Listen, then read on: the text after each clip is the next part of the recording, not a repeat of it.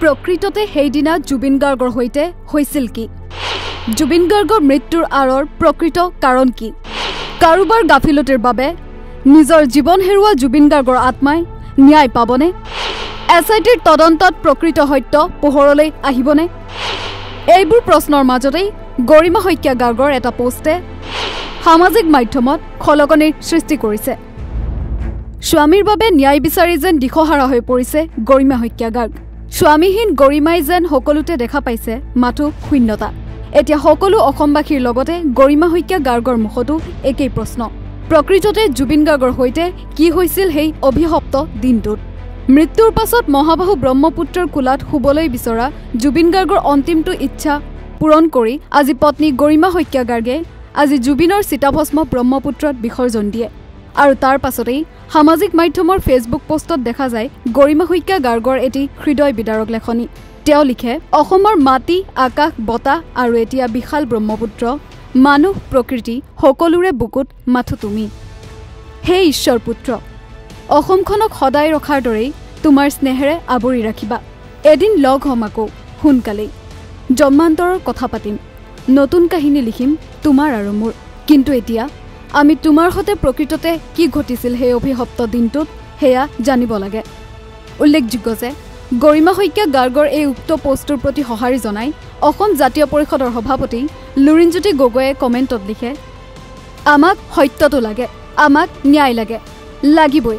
আমি আপোনাৰ সৈতে আছো সাহস নেৰিব উল্লেখযোগ্য যে কালি জুবিনৰ সমাধিক্ষেত্ৰৰ পৰাই বিধায়ক তথা ৰাইজৰ দলৰ সভাপতি অখিল গগৈয়ে এটা ভিডিঅ' ফেচবুক পোষ্ট যোগে কয় জুবিন গাৰ্গৰ মৃত্যুৰ ৩৯টা দিন পাৰ হৈ যোৱাৰ পাছতো অসমৰ বিজেপি চৰকাৰে জুবিনক ন্যায় প্ৰদানত ব্যৰ্থ হৈছে আৰু সেয়েহে তেওঁ সম্পূৰ্ণভাৱে নৱেম্বৰ মাহটোত অসমৰ জনসাধাৰণক জুবিন গাৰ্গৰ ন্যায়ৰ বাবে মাত মাতিবলৈ আহ্বান জনায় আমাৰ সকলোৰে আপোন জুবিনদাৰ মৃত্যু আজি ৩৯ দিন কমপ্লিট হৈ গ'ল 39 ডেজ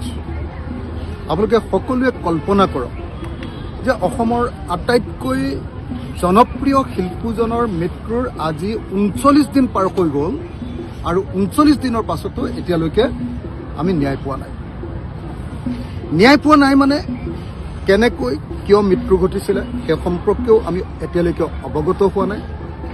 আৰু চৰকাৰৰ যিটো আচৰণ সেই আচৰণৰ পৰা আমি খাটাং হৈ পৰিছো যে এই বিজেপি চৰকাৰখনে আমাক আৰু ন্যায় নিদিয়ে মই প্ৰত্যেককে এটাই কথা সুধিছো যে জুবিন গাৰ্গৰ ন্যায়ৰ কাৰণে যদি এখন সংগ্ৰাম আৰম্ভ কৰা হয় আপোনালোক থাকিবনে মই আপোনালোককো সুধিছো থাকিবনে নাই সকলো মানুহে কৈছে যে নাই আমি জুবিন গাৰ্গৰ ন্যায়ৰ কাৰণে এখন সংগ্ৰাম আৰম্ভ কৰিব লাগে জুবিন গাৰ্গৰ পৰিয়াল আছে জুবিন গাৰ্গৰ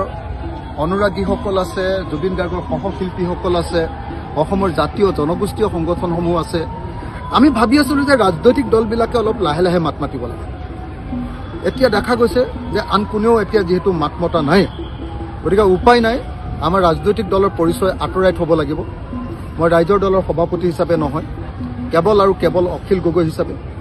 আৰু অসমত যিমান মানুহ আছে যি দলৰে নহওক আনকি তেওঁ যদি বিজেপিৰো মানুহ হয় তেওঁলোককো আমি সকলোকে ৱেলকাম কৰিম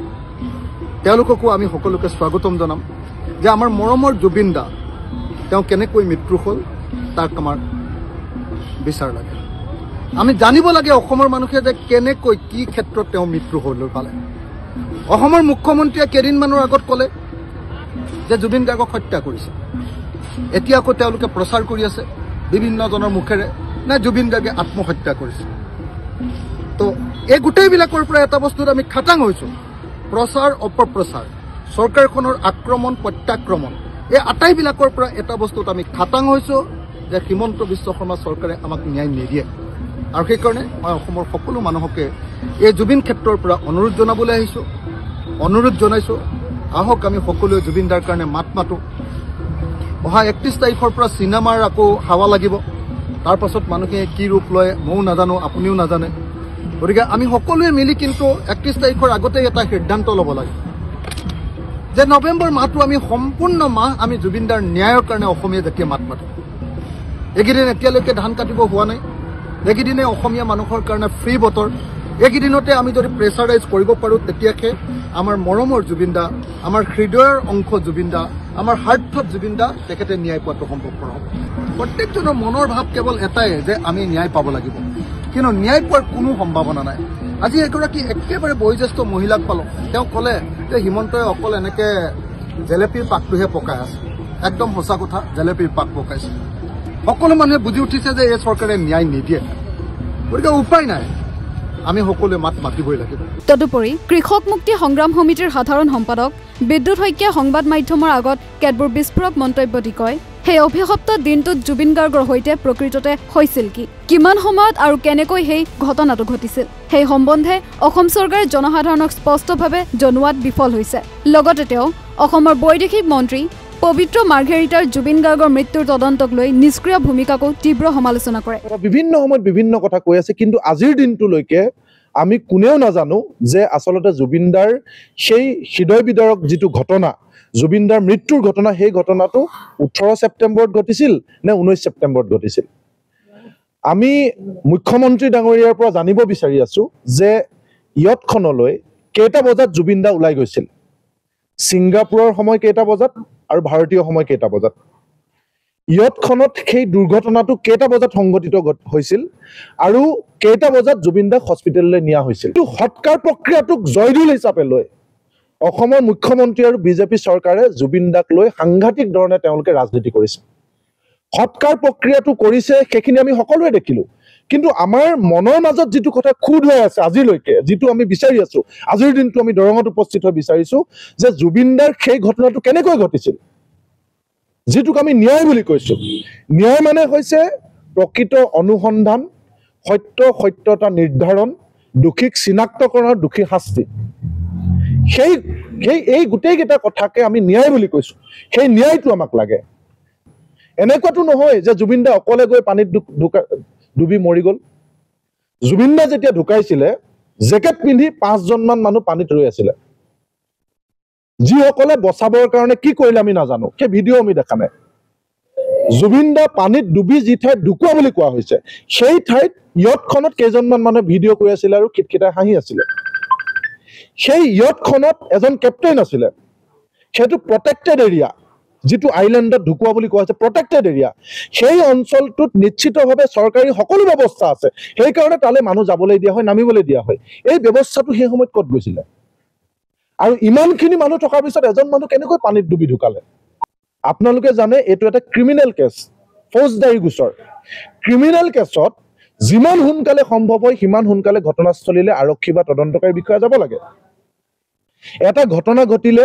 সেই ঠাইটো সিল কৰা হয় কিয় যাতে সেই ঘটনাটোত পৰি থকা আপত্তিজনক সামগ্ৰী সাক্ষী প্ৰমাণ সেই ঠাইত যদি তেজ আছিল সেই ঠাইত যদি কিবা চুকা অস্ত্ৰ আছিল যদি জুবিনদাক হত্যা কৰা বা যিকোনো মানুহক যদি হত্যা কৰা কিবা যদি আছিলে সেইখিনি যাতে যিমান সোনকালে পাৰে কোনোবাই লুকুৱাই দিয়া আগতে অভিযুক্তই যাতে নষ্ট কৰাৰ আগতে উদ্ধাৰ কৰিব পাৰে সেইকাৰণে যিমান সোনকালে পাৰে ক্ৰিমিনেল কেছত প্লেচ অফ অকাৰেঞ্চত যাব লাগে কিন্তু মুখ্যমন্ত্ৰীগৰাকীয়ে 16 অক্টোবৰত ঘটনা ঘটিছে 19 ছেপ্টেম্বৰত 16 অক্টোবৰত উচ্চায়ুক্তৰ লগত বহিলে ছিংগাপুৰৰ উচ্চায়ুক্ত বহাৰ পিছদিনাখনেই ছিংগাপুৰলৈ SIT দল যাব পৰা ব্যৱস্থা হ'ল কিন্তু সেই বৈঠকখন উচ্চায়ুক্তৰ লগত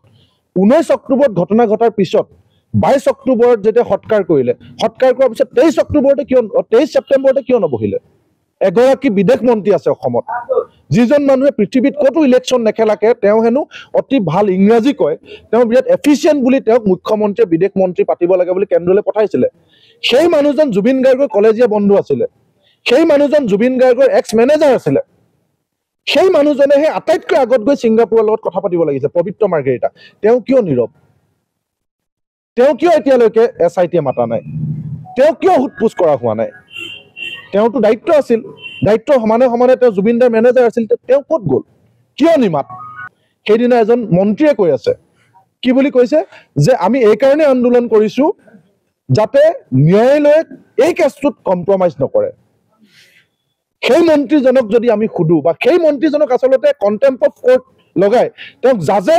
তেওঁক সুধিব লাগে যে তোমাৰ ওচৰত কিবা প্ৰমাণ আছে নেকি যে ন্যায়ালয়ে কেতিয়াবা আগত কিবা কেছ কম্প্ৰমাইজ কৰিছে এই কেছটোত যে কম্প্ৰমাইজ কৰিব নালাগে তাৰমানে কিমান কন্ট্ৰাডিক্টৰী কথা কৈছে চাওক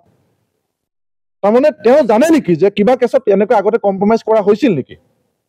মানে জুনমণি ৰাভাৰ কেছত কম্প্ৰমাইজ কৰা হৈছিল বুলি সেই মন্ত্ৰীজনে জানে নেকি মানৱেন্দ্ৰ শৰ্মাৰ কেছত কম্প্ৰমাইজ কৰা হৈছিল বুলি তেওঁৰ ওচৰত কিবা প্ৰমাণ আছে নেকি পৰাগ দাসৰ হত্যাকাণ্ডত কম্প্ৰমাইজ কৰা হৈছিল বুলি কিবা প্ৰমাণ আছে নেকি? এই গোটেই কথাবিলাক কৈ গোটেই ব্যৱস্থাটো ধুঁৱলি কুঁৱলি কৰি দিছে, যাৰ কাৰণে এতিয়া জুবিন দাৰ ন্যায় প্ৰক্ৰিয়াক লৈ প্ৰতিজন মানুহৰ প্ৰশ্ন উত্থাপন হৈছে, আমি ন্যায় পাম নে নাপাম। মুঠৰ ওপৰত দিনবোৰ বাগৰাৰ লগে লগে SITৰ তদন্তত বিভিন্ন নাম সাঙুৰ খাই পৰিছে, যিয়ে জুবিন গাৰ্গৰ মৃত্যুৰ ৰহস্য আৰু অধিক ৰহস্যঘন কৰি তুলিছে। কিন্তু জুবিন গাৰ্গৰ মৃত্যুৰ প্ৰকৃত কাৰণ এতিয়াও স্পষ্টভাৱে আহি নপৰাত এই বিষয়টোৱে অসমৰ ৰাইজৰ মাজত উদ্বিগ্নতা বৃদ্ধি কৰিছে। News desk report, north east নাও।